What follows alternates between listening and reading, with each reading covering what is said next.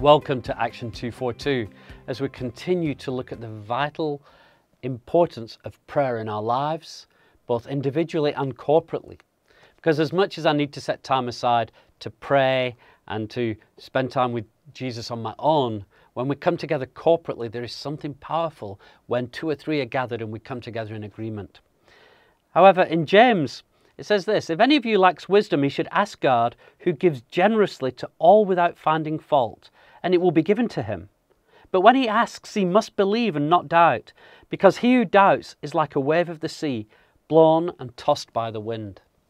Some years ago, I was in a church meeting, and before the meeting started, we generally would get together and we would pray and intercede for what God was about to do in the meeting.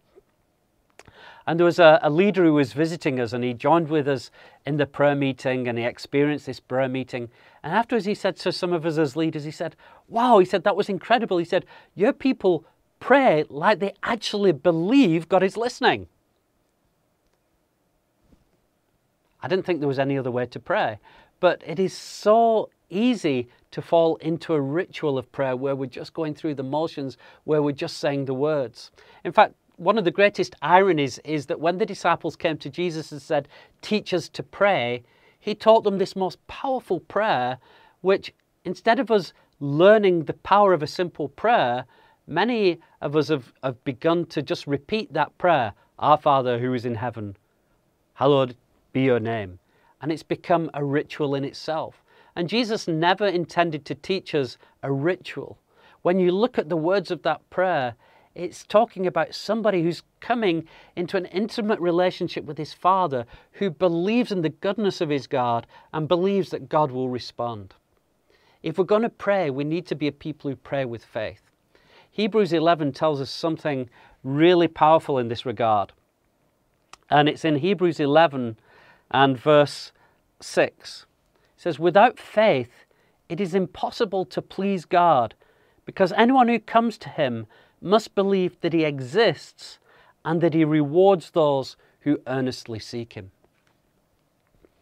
When we come before God, it sounds obvious, but we must believe that he is, that he exists, that he is alive and wanting a relationship with us. But also we must believe that he is a good God who desires to reward those who earnestly seek him.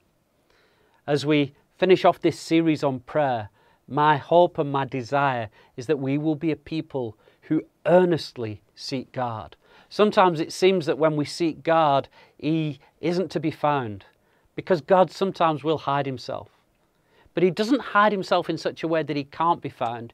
He hides himself in such a way that when we earnestly seek him, we do find him. And apart from anything else, finding him is its own reward. He gives himself to us. That's the greatest reward. And once he's given himself to us, he then gives us good things. He is a good Father who knows how to give good things. So let us be good children who come to him with faith and an expectation that he will reward those who earnestly seek him.